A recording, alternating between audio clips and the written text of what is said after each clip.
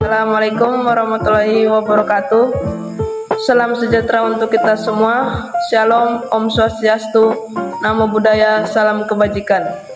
Sebelumnya, perkenalkan, nama saya Saferius Sandabetu dari kelompok 4. Tujuan saya di sini adalah untuk pembukaan video penjelasan tentang eksponen yang akan dibawakan teman-teman saya. Terima kasih. Assalamualaikum warahmatullahi wabarakatuh. Perkenalkan, nama saya Muhammad Zaky Nur Cahyo, perwakilan dari kelompok 4. Pada kesempatan kali ini saya akan sedikit menjelaskan tentang bilangan eksponen atau bilangan berpangkat. Oke, langsung saja masuk ke materinya.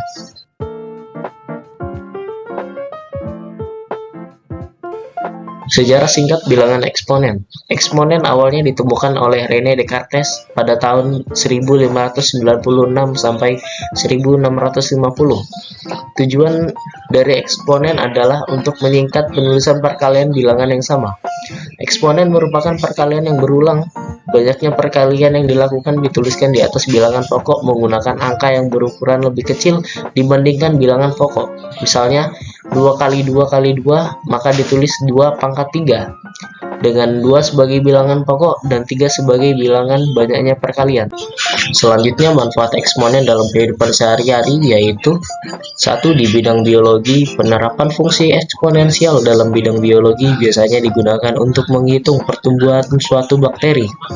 Kedua, bidang ekonomi, penerapan fungsi eksponensial dalam bidang ekonomi biasanya digunakan dalam perbankan.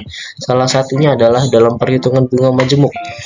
3. Dalam bidang sosial, penerapan fungsi eksponensial dalam bidang ini biasanya digunakan dalam perhitungan pertumbuhan penduduk dalam jangka waktu tertentu. Oke, selanjutnya kita masuk ke pengertian eksponen.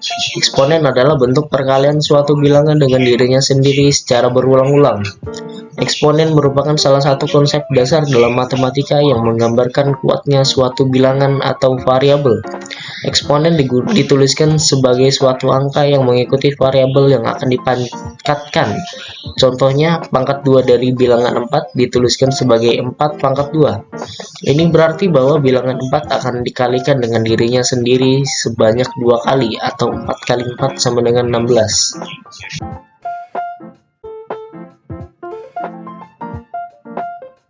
Selanjutnya itu sifat A dikali B pangkat M sama dengan A pangkat M dikali B pangkat M. Yaitu di sifat kali ini kita bisa langsung mengkali atau membaginya, tapi pangkatnya dipisah. Seperti contoh yaitu 3 dikali 5 pangkat 2 sama dengan 3 pangkat 2 dikali 5 pangkat 2.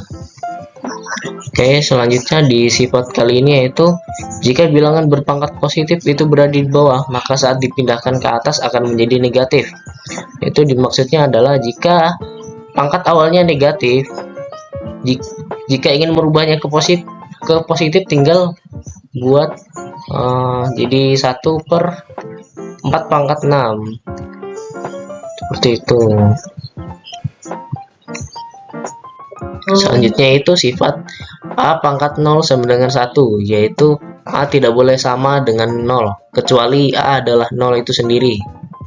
Selanjutnya yaitu pangkat pecahan. Pada sifat ini kamu bisa lihat terdapat akar N dari A pangkat M. Nah, ketika diubah jadi eksponen, akar N menjadi penyebut dan pangkat M menjadi pembilang, dengan syarat nilai N harus lebih besar atau sama dengan 2.